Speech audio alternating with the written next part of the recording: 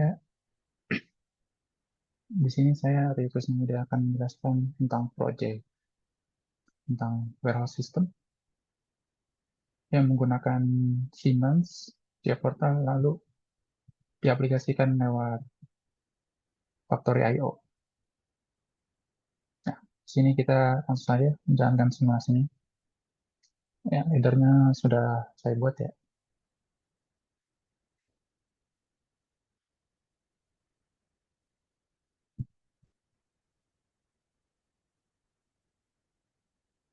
Sebelum itu, saya jelaskan tentang skematiknya. Nah, ini tuh ibaratnya ya terdiri dari 3 gudang yang telah menyelesaikan pada proses produksi. Lalu disatukan ke satu line, lalu satu line ini akan dimasukkan ke rak-rak di sini. Oke. Nah, ya masukin ke rak dan secara otomatis tanpa menggunakan tombol manual. Oke, saya jalankan semua.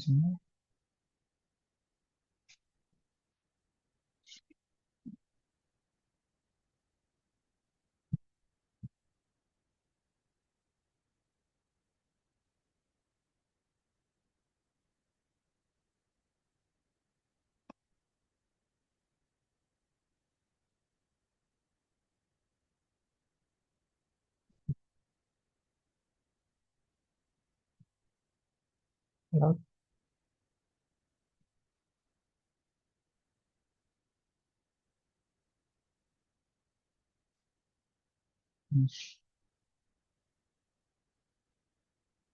kita download dulu untuk memastikan.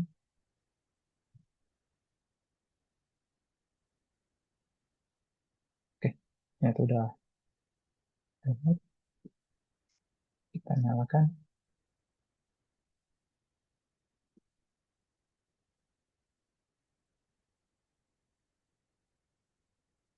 Karena di sini saya juga menggunakan ini untuk merunningnya tanpa menggunakan tombol fisik yang ada di Factory I/O.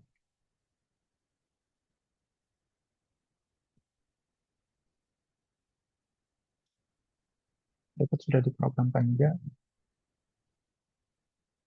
Nah, untuk ini kan indikator lampu-lampu.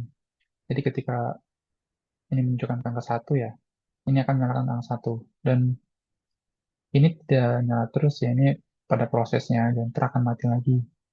Dan balik lagi ke awal ini nyala lagi, belum mati. Seterusnya 1, 2, 3, hingga 5, 4. Begitu. Nah, ini lampu indikator start atau on, ini lampu indikator stop atau off. Ini kontingen rak, kontingen rak. Jadi ya, misalnya 5 ya, berarti itu terdapat pada rak kelima. Jika 10 berarti ya tinggal 34 rak lagi yang kosong. Nah, ini rak yang terisi. Ini reset untuk raknya. Oke, kita jalankan start runtime.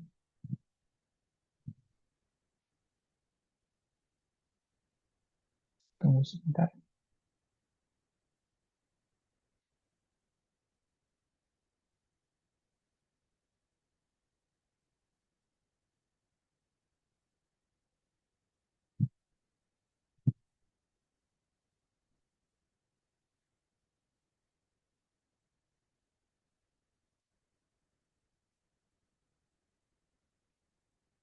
Sudah, kita jalankan.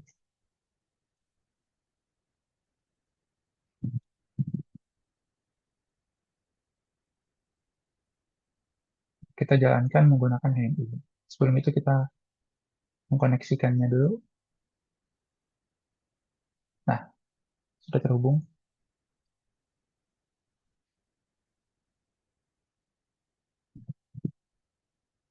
Kita jalankan. Nah, ini pada posisi stop ya. Kita jalankan start. Tidak perlu menggunakan tombol ini. Tombol ini juga bisa. Misalnya nyala, stop. Nah, kita balik lagi. Kita akan menggunakan tombol high start. Lalu kita lihat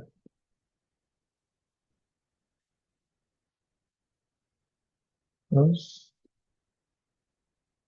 Nah,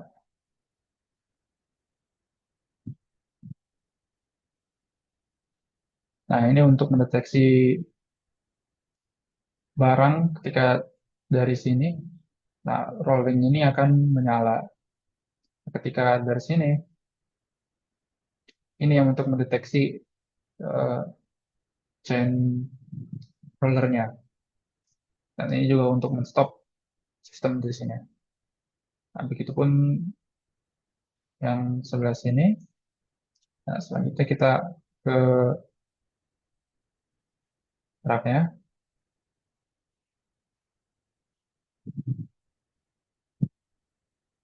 Nah, ini akan menyala. Satu, ini back to zero. Balik lagi ke posisi awal. Nah, di sini kita akan percepat ya. Oke, kita nyala. Back to zero. Ya, jadi ketika kren kren ini eh, tidak berada di posisinya, konveyor mati. Tuh. Ya, untuk menjaga agar tidak ada saling tumpuk ya.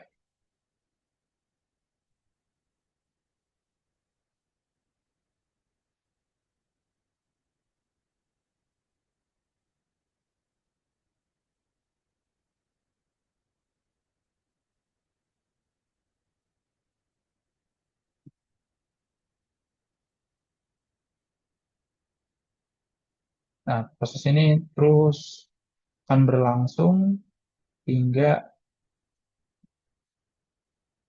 rak terakhir yang berada pada sini.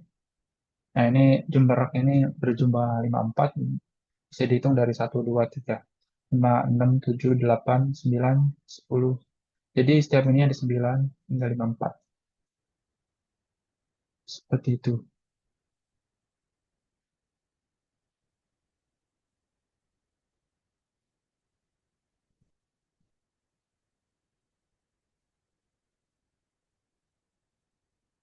Nah, mungkin untuk next project yang kita akan mengelompokkan barang berdasarkan tinggi untuk step-step raknya. Jadi untuk yang rak ini, yang tingginya katakanlah yang paling pendek, yang ini yang sedang, dan ini yang paling tinggi. Seperti itu. Itu biasanya kan di industri. Setiap rak punya kapabilitas atau punya kekuatannya masing-masing dalam menahan beban. Seperti itu. Oke, sini kita akan beralih ke laddernya.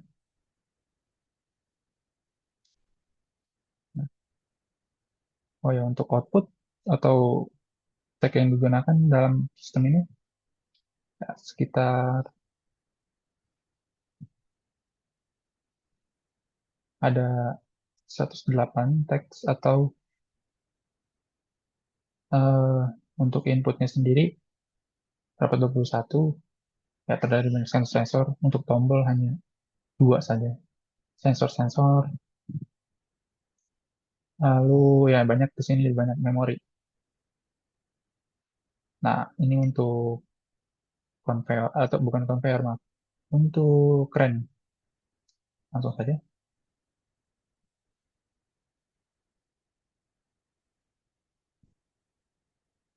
Nah, ya di sini saya menggunakan template dari Factory.io yang bisa di-download di websitenya, menggunakan Siemens 1200 ya.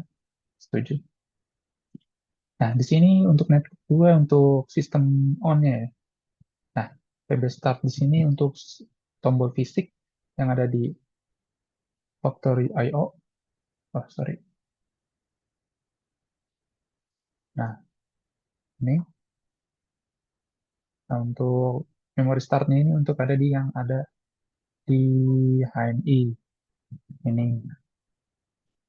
Jadi ya karena kenapa dua ya? Untuk di HMI sendiri nggak bisa ada input itu nggak bisa pakai address I untuk di HMI. Nah ini PP stop, ya PP stop juga sama. Itu tombol fisik yang ada di sini.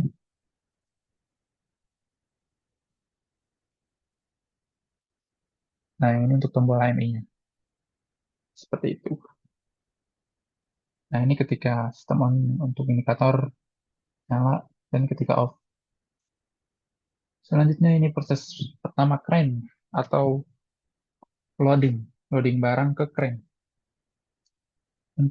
Untuk memulai proses pertama, kita membutuhkan dua syarat yaitu kapasitif kapasitif sensor dengan sensor kapasitif juga yang ada di conveyor loading yang ada di sini.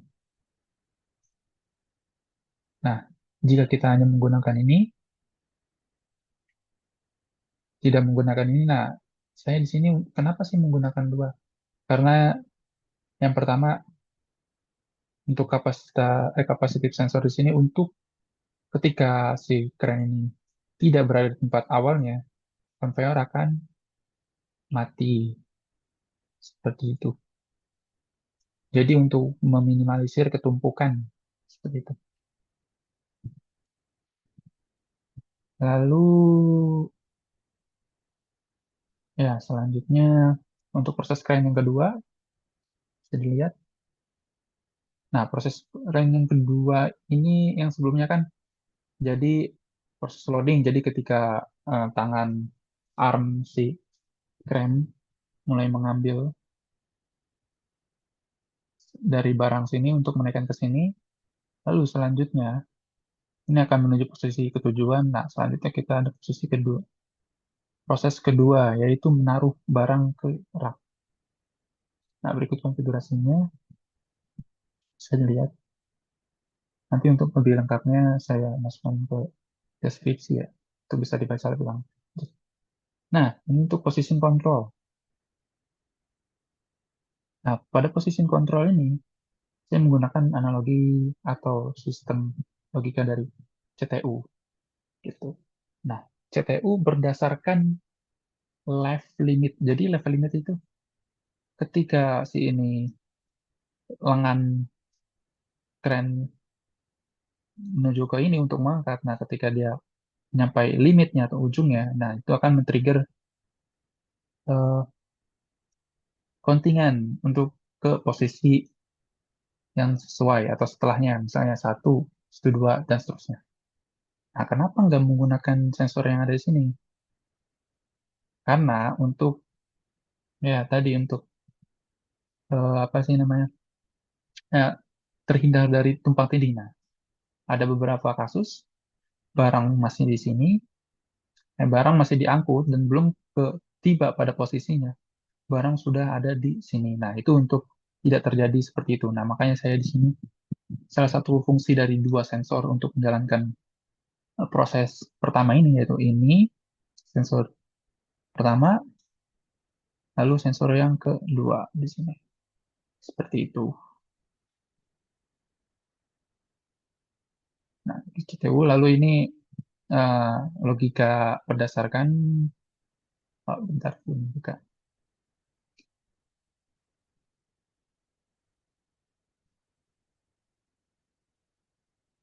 Ini digital value ya. Nah, ini bisa didapatkan di apa Factory IO ini sendiri. Nah, dia terdapat ada 54 rak dan 55 ini untuk reset atau balik lagi ke posisi awal. Seperti itu. Nah, ini untuk keren pertama. Jadi ini untuk sebenarnya intinya di sini nih.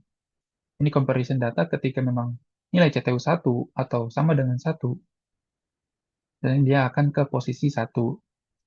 Seperti itu dan seterusnya. Ini saya akan buat contoh hanya dua. 50. Nah, ini bisa seterusnya hingga 54. Nah, selanjutnya ini untuk target posisinya. Jadi untuk dari sini, nah untuk menyalakan, kayak kan menggunakan digital data ya. Jadi ada boolean sekitar 5 bit atau 6 dari 0 hingga 5. Nah, jadi ketika contoh 5, pada kita ingin menaruh tak pada 5. Nah, yang harus menyalakan ada dua, bit 0 dan bit 2. Bit 2 seperti itu. Jadi ketika posisi 5, 5.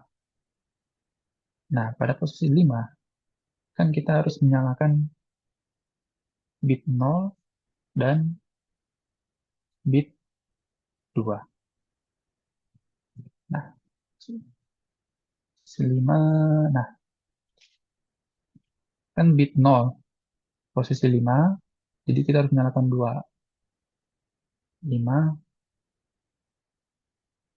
menyalakan bit 0, lalu dan bit 2. Nah, jadi kita harus menyalakan ini untuk ke posisi 5. Nah, begitu pun seterusnya.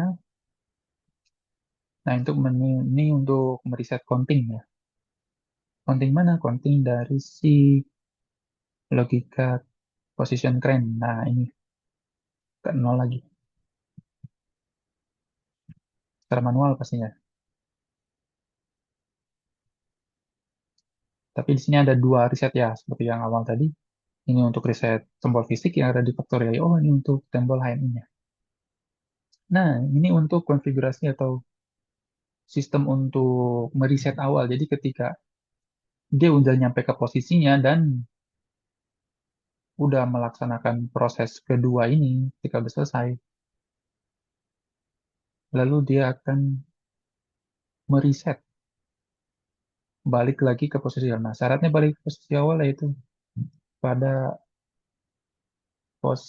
pada nomor 55. Nah, track nomor 55 ini balik lagi ke posisi awal. Nah, nggak bisa ketika on terus off-nya balik lagi, nggak otomatis seperti itu. Jadi kita harus men-trigger dengan menyalakan bit 0, 1, 2, 4, dan 5.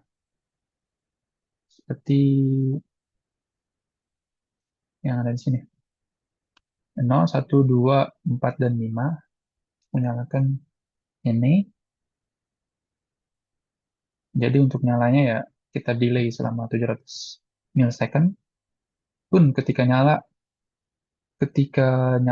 ini pun harus dengan logika ini. Negatif NO. Nah, untuk itu men-trigger memori 6. Memori 6 ini, nah, untuk me-off-kan target position ini. Itu. Selanjutnya, nah ini untuk kontrol conveyor system. Nah, jadi kan kita ada analogi dari tiga gudang lah contohnya. Nah, ini gudang pertama, gudang kedua, gudang ketiga yang ini hasilkan produk A, produk B, produk C. Disatukan ke line satu. Nah, seperti itu. Nah, ini untuk ininya. Nah, CS6 lagi, balik lagi. Nah, ini yang akan off, atau akan mati ketika memang si kerennya ini nyala atau tidak berada di posisinya. Ya, compare 1 sampai dengan 7. Berarti sampai dengan semuanya lah. Kecuali 89. Nah, 89 ini ada di sebelahnya, jadi tidak terpengaruh karena kita tidak menggunakannya. Nah, selanjutnya ini untuk eh, apa sih namanya? Chain transfer atau sistem ini nih. Sistem ini untuk masing-masingnya. Ketika barang udah mentek sini, nah ketika kan kalau dalam posisi ini barang tiba pada posisi sebelah sini dan sebelah sini. Nah, ketika dari sini dia men-trigger sensor reflektif untuk menyalakan ini dulu. Roll conveyor-nya ketika mentok atau mendeteksi dari sensor ini. Nah, si chain transfer ini akan nyala ke atas dan akan bergerak ke kanan hingga matinya ketika men-trigger reflektor yang ada di sini. Begitupun yang ini dan yang ini. Nah, begitu. Ini berikut merupakan ya, konfigurasi logikanya. Ya, ini pun nyala ketika memang capacitive sensor 6 yang ada di belakang keren itu tadi. Cukup sekian dari penjelasan penjelasan singkat dari project keren ini. Mungkin untuk project selanjutnya kita bisa kembangkan untuk keren-keren di belakangnya. Jadi ya menarik ya. Jadi kita akan menggunakan eh, sensor dari ketinggian ya. Kita di sini akan menggunakan nih area receiver ya mungkin untuk minggu depan lah. Oke, cukup sekian. Terima kasih dari saya, Riki Rusmida.